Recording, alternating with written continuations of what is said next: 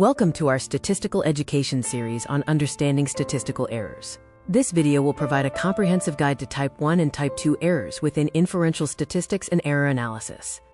Today we will cover the foundation of hypothesis testing, the 4 possible outcomes, the details of type 1 and type 2 errors, and the trade-off between them. We will also explain statistical power, the multiple testing problem, and practical error control methods. Hypothesis testing is the cornerstone of inferential statistics, allowing us to make decisions about populations using sample data.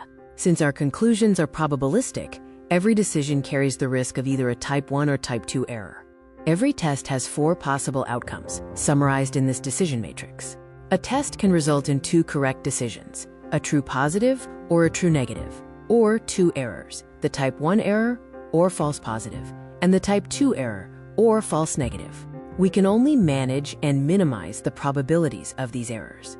A type 1 error is a false positive, rejecting the null hypothesis when it is actually true.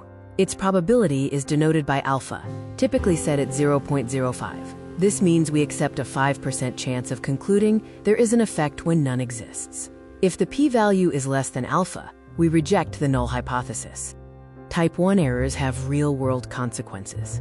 In medical testing, it leads to unnecessary anxiety and invasive procedures. In criminal justice, it means a wrongful conviction. To minimize type 1 errors, researchers often use stricter alpha levels. A type 2 error is a false negative, failing to reject the null hypothesis when it is actually false. We miss a real effect. The probability of this error is beta, and its complement is statistical power, usually targeted at 80%. Key factors reducing this risk include larger sample size and larger effect size. Type 2 errors also carry severe consequences. In medical diagnosis, a false negative can lead to delayed treatment. In drug development, it means abandoning an effective therapy. To avoid this, power analysis is crucial before conducting trials. Here is a side-by-side comparison. Type 1 error is a false positive with probability alpha. Type 2 is a false negative with probability beta.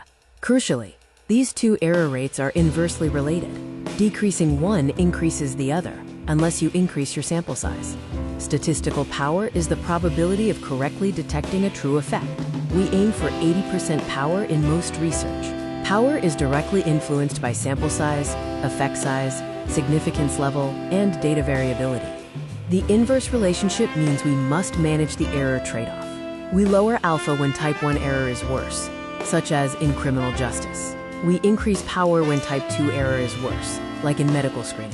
Increasing sample size is the only way to reduce both simultaneously. When running multiple tests, the probability of obtaining at least 1 false positive increases dramatically. This is the multiple testing problem. For example, running 20 tests at alpha 0.05 results in a 64% chance of at least 1 false positive. This is controlled by managing the family-wise error rate. To control multiple testing errors, the Bonferroni correction is highly conservative, minimizing false positives. The Benjamini-Hochberg method, or FDR, is less conservative, offering higher power but tolerating some false positives. Choose the method based on the risk tolerance of your research. To minimize errors, increase your sample size, conduct power analysis beforehand, and set appropriate alpha levels based on context. Additionally, use confidence intervals, replicate findings, and pre-register your hypotheses to ensure robust conclusions. Thank you for watching this video. If you found this content helpful, please like, comment, share, and subscribe for more valuable videos on statistical power analysis, effect sizes, and practical applications of hypothesis testing.